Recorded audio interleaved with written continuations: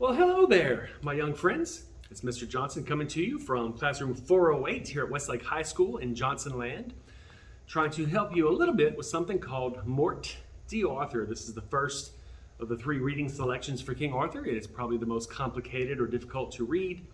So if you weren't able to be in class the day we read it, or even if you were, and we went really kind of fast and there were a lot of details and the language is a little bit difficult, maybe this video will help you to be sure you understand this particular reading selection. Our story kind of involves 4 major characters. There's someone called Griflet at the beginning of the story. He has a squire. He actually encounters in the forest someone called Pellinore, who is a knight in the forest. He's actually set up this big pavilion, big tent, and he's making people joust with him. Our story also deals with Arthur himself, King Arthur, as a very young king. He's a teenage king, usually portrayed in this story about your age. And he's just learning the ways of being a king, and he has the wizard named Merlin who is kind of tutoring him in the ways of how to be a good king. I'm going to work my way through this story. I will suggest to you maybe some things that you could mark or underline or highlight or whatever. And hopefully it will help you to understand exactly what's going on. It's from Morte Darthur. It's chapter 21, how a squire came and desired to have the death of his master revenged. Then on a day there came in the court a squire on horseback, leading a knight before him wounded to the death, and told him there was maybe mark this, knight in the forest had reared up a pavilion by a well, have slain my master, good knight, his name was Miles. Basically, this knight and his name doesn't get mentioned till later, but he has a pavilion, big old tent he's set up in the forest, and he's making people fight with him, and he's actually killed someone whose name was Miles, and this is the knight that Griflet worked under. So he's shown up to the king and told them of this, hoping there would be some revenge. Wherefore I beseech you, my master may be buried, and some knight may revenge my master's death. Then the noise is great of the knight's death in the court. Every man said his advice. Maybe mark the rest of this paragraph. Then came Griflet, that was but a squire. He was but young, of the age of King Arthur. So he besought the king for all his service, and had done to give him the order of knighthood. Basically, Griflet is asking the king to make him a knight, even though he's young and he's maybe not ready to be a knight, because he wants to go back into the forest and get revenge. Chapter 22, how Griflet was made a knight and jousted with a knight. Thou art full young and tender of age, said Arthur, for to take so high an order on thee.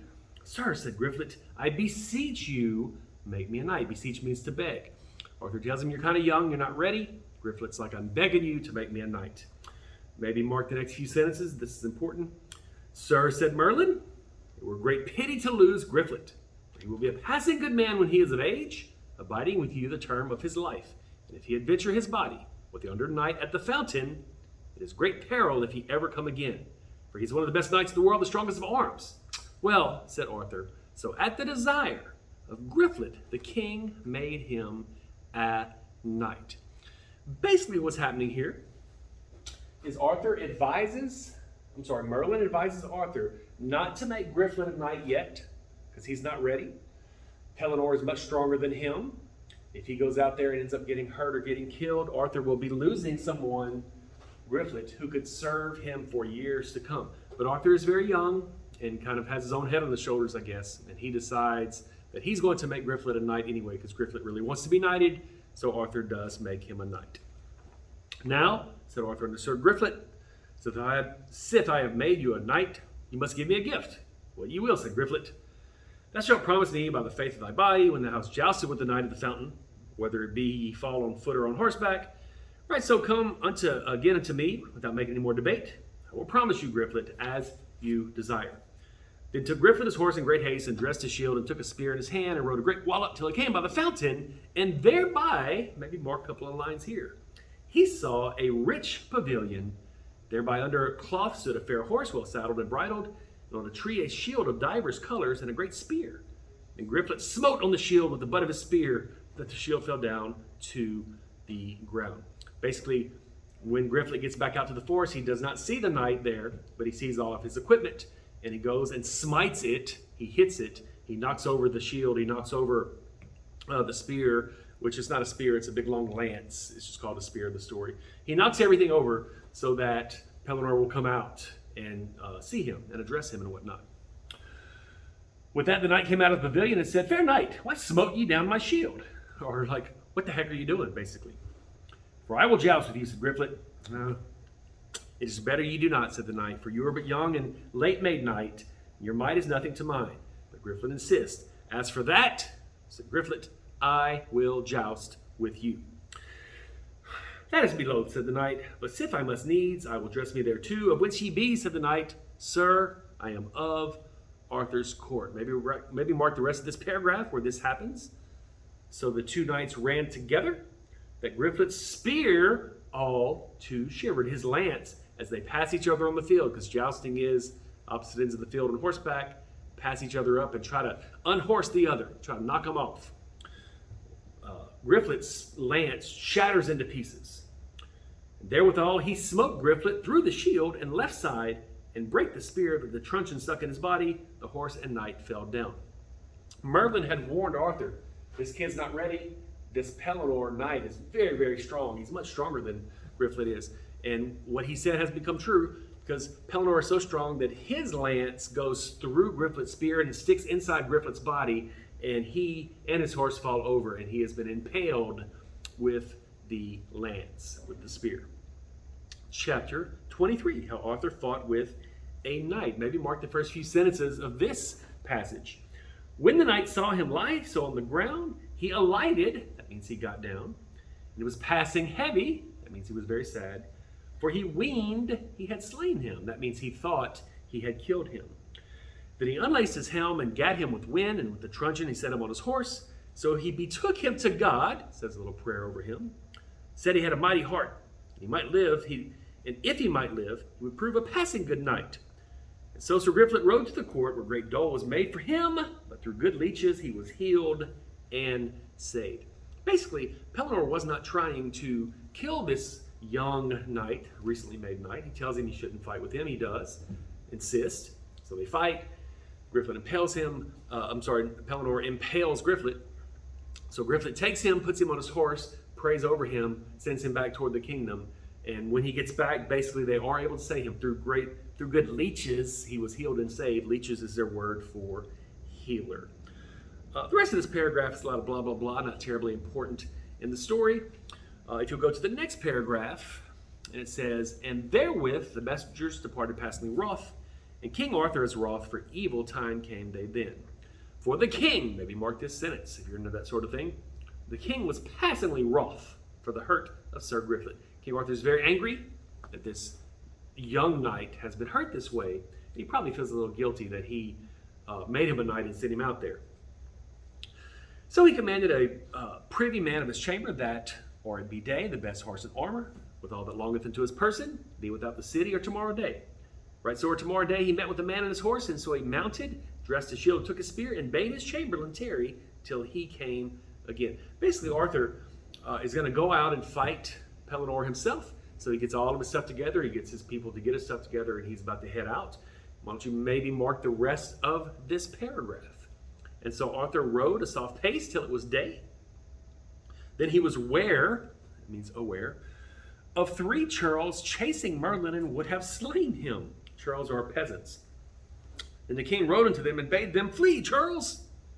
Then they were afeared," they were afraid, "when they saw a knight, and they fled," they ran away. "O Merlin," said Arthur, "here hadst thou been slain for all thy crafts, had I not been." "Nay," said Merlin, "no, not so. I could save myself, and I would. Thou art more near thy death than I am. Thou goest to the deathward, and God be not thy friend." Arthur thinks he does Merlin a favor when the 3 peasants start to run after Merlin. They're very scared of a wizard. They run after him and say some things to him. Arthur tells them to run away. They do. And he's like, "Look, Merlin, I saved you." Merlin's like, "Dude, I'm a wizard. I could save myself. You're actually the ones in danger because you're going out into the forest to fight this very powerful knight, and you're the one that's in danger of getting hurt, not me." In the next paragraph, maybe mark the first few sentences when Arthur and Pellinore have a conversation. "So as they went thus talking, they came to the fountain and the rich pavilion there by it. Then King Arthur was where sat a knight armed in a chair. 'Sir knight,' said Arthur, 'what cause abidest thou here? That there may no knight ride this way, but joust with thee.'" Basically, Arthur sees him. He's like, "Why are you making anybody that comes through this forest joust with you. I rede thee lead that custom, which is a way of saying, I advise you to stop doing that, said Arthur. This custom, said the knight, have I used, and I will use Marlborough, who saith nay, and who is grieved with my custom, let him amend it that will. Basically, Pellinore says, I've been doing this for a while, I'm going to keep doing this. If you know anyone who's able to make me stop, then I will stop. And Arthur says, I will amend it, which means I'm going to make you stop. I shall defend thee, said the knight. Anon he took his horse and dressed his shield and took a spear, and they met so hard in other shields. Maybe mark this part of this sentence. All two shivered their spears. Basically, they joust. Opposite ends of the field. They pass each other and try to unhorse each other, but both of their lances, or their spears, shatter into pieces.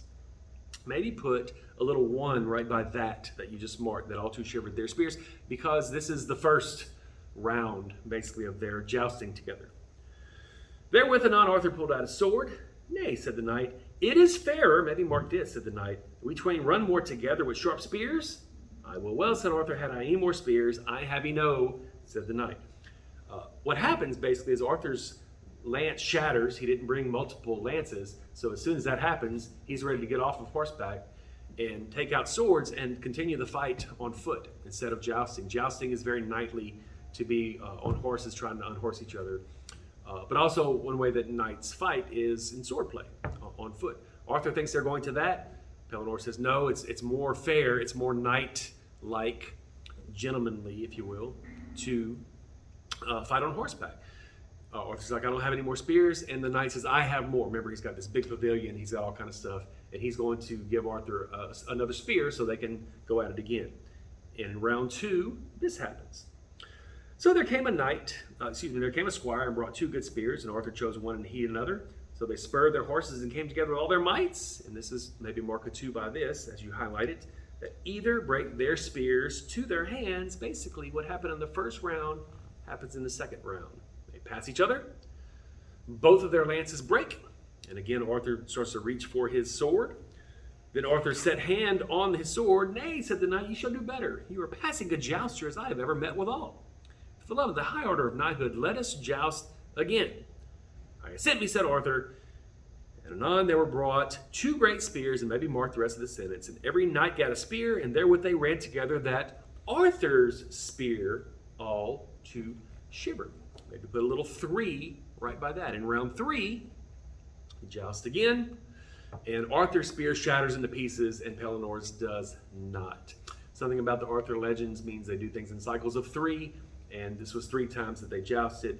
Now Arthur has basically lost, but he's not ready to admit defeat, so this happens. The other knight hit him so hard in the midst of the shield that the horse and man fell to earth. Therewith Arthur was eager and pulled out his sword and said, I will assay thee, sir knight, on foot, for I have lost the honor on horseback. I will be on horseback, said the knight. Then was Arthur wroth and dressed his shield toward him and sword drawn. When the knight saw that, he alighted. Alighted means to get down on the horse. So Pellinore does get down off his horse as Arthur's insisting that they continue the fight now on foot. For him thought no worship to have a knight at such a vale, he to be on horseback and he on foot. So he alighted and dressed his shield unto Arthur. Maybe mark the next several sentences where it's described a very long battle that they have in sword fighting as they are standing on foot, just going at it. There began a strong battle with many great strokes, and so hewed their swords that the cantles flew in the fields. There's like metal fragments flying everywhere, swords and shields being hit and everything. And much blood bled they both, that all the place there as they fought was overbled with blood. And thus they fought long and rested them, and they went to battle again, and so hurtled like 2 rams, go rams, that either fell to the earth. So they're fighting, they fight all day, and they jump at each other like 2 rams, and they both fall to the ground. So at last they smote together, that both their swords met even together, but the sword of the king smote right King Arthur's sword into 2 pieces, wherefore he was heavy. And in this context, heavy means sad. Basically what happens is they fight all day. They fight. They even have to take breaks, and they fight. And there's blood, and there's metal fragments flying everywhere. And finally they lunge at each other like 2 rams, and they make contact with swords. And Pellinore is so strong, stronger than Arthur, that his sword breaks Arthur's sword into two pieces. So now, as Pellinore stands there with his sword intact, he has defeated Arthur on horseback, he has defeated Arthur in swordplay, and it's time really for Arthur just to admit that Pellinore is stronger and better as a knight, but he's young, and he just can't bring himself to admit defeat. Then said the knight unto Arthur, Thou art in my danger, whether me list to save thee or slay thee, but thou yield, maybe mark this, yield thee as overcome, and recreate, or thou shalt die. Basically, this is not supposed to be a fight to the death. All Arthur has to do is admit that he's lost. Can't do it. As for death, said King Arthur, welcome be it when it cometh, but to yield me unto thee as recreant, to admit I've lost to you, I had liefer die than be so shamed. Therewithal the king leapt into Pellinore and took him by the middle and threw him down and raced off his helm. When the knight felt that he was dread, maybe mark the rest of this paragraph, he was a passing big man of might, and anon he brought Arthur under him, raced off his helm, and would have smitten off his head. So what happens is Arthur goes at Pellinore, tries to wrestle him down and take him down. Pellinore is so much stronger, he throws Arthur down, takes off his helmet, and since Arthur's forcing him to fight to the death, he's about to just take Arthur's head off. Chapter 24. How Merlin saved Arthur's life and threw an enchantment on King Pellinore and made him to sleep. Maybe mark the first few sentences of this paragraph. Therewithal came Merlin and said, Knight, hold thy hand, for an thou slay the knight, thou puttest this realm in the greatest damage that ever was realm. For this knight is a man of more worship than thou wottest of. Basically, Merlin's like, don't kill him. He is more important of a man than you know. He's not just some young knight. Why, who is he? Said the knight. It is King Arthur. Remember, Arthur has just recently become king. He's a boy king, basically, a teenage king. And not everybody knows who he is. This guy didn't know the whole time he was fighting the king. When he learns that he is, he feels like maybe he should go ahead and kill him for fear of retribution, because Arthur, has armies behind him and whatnot. Then would have slain him for dread of his wrath, and heaved up his sword. Therewith Merlin cast an enchantment to the knight, that he fell to the earth in a great sleep. Pellinore is about to kill Arthur. Merlin basically just puts him to sleep, where Pellinore falls over asleep. Arthur's unconscious right there as he has lost this fight. And Merlin took up King Arthur, rode forth on the knight's horse. Alas, said Arthur, what hast thou done? Merlin, hast thou slain this knight with thy crafts? When Arthur sees that Pellinore is asleep, he thinks he's dead. And he's like, Merlin, why'd you kill him? He was a very good knight. He was a very powerful knight. There liveth not so worshipful a knight as he was. I'd leave for the sin of my day, my land a year, that he were alive. Merlin says, and if you mark this, care ye not, said Merlin, for he is wholer than ye. He is but asleep. He will wake you within 3 hours. I told you, said Merlin, what a knight he was. Here had ye been slain, had I not been. Also there liveth not a bigger knight than he is, and he shall hereafter do you right good service, and his name is Pellinore, and he shall have 2 sons that shall be passing good men. This is useful information here. Basically, Arthur is chastising Merlin for killing him. Merlin's like, I did not kill him. He's actually going to one day serve you. He is a great knight, and one day he is going to have 2 sons that will serve you for many, many years. The idea here in the legend is that somehow Merlin kind of understands the future. He's kind of aging backward, and part of why he's able to serve as Arthur's tutor is he kind of understands these things. He's training Arthur to be a good king and to use his might for right. Last chapter, chapter 25, how Arthur by mean of Merlin gat Excalibur his sword from the Lady of the Lake. Right so the king and he departed, went to a hermit that was a good man and a great leech. Again, leech means healer. So the hermit searched all his wounds and gave him good salves, and that means ointment. The king was there for 3 days. After this long battle, Merlin takes Arthur to a healer and gets him all fixed up and whatnot with, ointment, salves, neosporin. So the king was there 3 days, and his wounds were well amended. He might ride and go, and so he departed. As they rode, Arthur said, I have no sword. Remember, he lost his sword in the battle with Pellinore. No force, said Merlin, hereby is a sword that shall be yours, and I may. So they rode till they came to a lake. Maybe mark this. The which was fair water and broad. In the midst of the lake, Arthur was ware of an arm clothed in white samite that held a fair sword in that hand. Arthur's disappointed he doesn't have a sword anymore. And Merlin tells him, I know where there's a sword for you. And it's actually kind of a magical sword. He takes him to the lake, and Arthur sees in the middle of the lake an arm sticking up out of the water holding a sword. Lo, said Merlin, yonder is that sword I spake of. With that they saw a damosel walking upon the lake. He sees a woman walking. What damosel is that, said Arthur. That is the lady of the lake, said Merlin. Then that lake is a rock, and therein is his place, as fair a place as any on earth, and richly be seen, and this damosel will come to you anon. And then speak ye fair to her, that she will give you that sword. If you ask this lady of the lake nicely, she will let you have that sword. Anon withal came the damosel unto Arthur, saluted him and her again. The damosel said, Arthur, what sword is that yonder the arm holdeth above the water? I would it were mine, for I have no sword.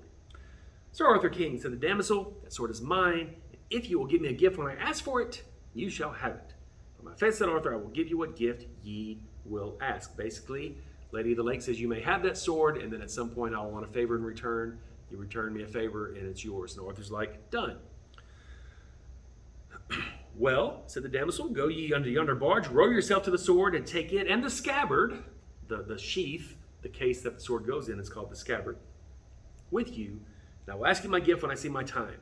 So Sir Arthur and Merlin alighted, got down off their horses, tied their horses to 2 trees. They went into the ship, the barge. When they came to the sword that the hand held, Sir Arthur took it by the handles, took it with him, and the arm and the hand went under the water. They row out there. Arthur takes it. It is now his sword. It is Excalibur. It is the famous sword associated with King Arthur legend. The hand just kind of disappears into the water. The rest of that paragraph, as Arthur's working his way back toward the kingdom, not terribly important to the story. Go to the last paragraph of our selection. Maybe mark the first few lines where the tutor, the teacher, gives his student a little pop quiz about the sword and the scabbard. Then Sir Arthur looked on the sword and liked it passing well. Whether you liketh better, said Merlin, the sword or the scabbard? He liketh better the sword, said Arthur. You are more unwise, said Merlin, for the scabbard is worth 10 of the swords. For while you have the scabbard upon you, you shall never lose no blood, be ye never so sore wounded. So this is kind of a trick question, and Arthur's asked by Merlin, what do you like better, the sword or the scabbard? The scabbard is the case. And Arthur sees the beautiful sword. He's like, well, I like the sword. And Merlin's like, well, that's the wrong answer. The right answer is the scabbard, because the scabbard, it's kind of a twofold answer, really. The scabbard has kind of magical abilities. While you're wearing the scabbard, you cannot be harmed. You cannot be wounded, like in battle and whatnot. The real answer, what he's really trying to teach the young king, is that even though he will have to go to war, he will have to fight, he will have to have his sword raised at times as a king, the best situation is peace. When your sword is in the scabbard and you are not at war, that is better for you, that is better for your people. Yes, you will have to fight, but Arthur, even as a powerful king with an army behind you, peace is always better than war. So when possible, have your sword in the scabbard, and that way you will not be fighting and losing life and whatnot. Therefore, keep well the scabbard with you always. So they rode into Carleon. We know later in the legend it will be called Camelot. By the way, they met Sir Pellinore, but Merlin, blah, blah, blah. That doesn't really matter. If you go to the last 2 sentences of the whole story, maybe mark them. When they heard of his adventures, they marveled that he would jeopard his person so alone.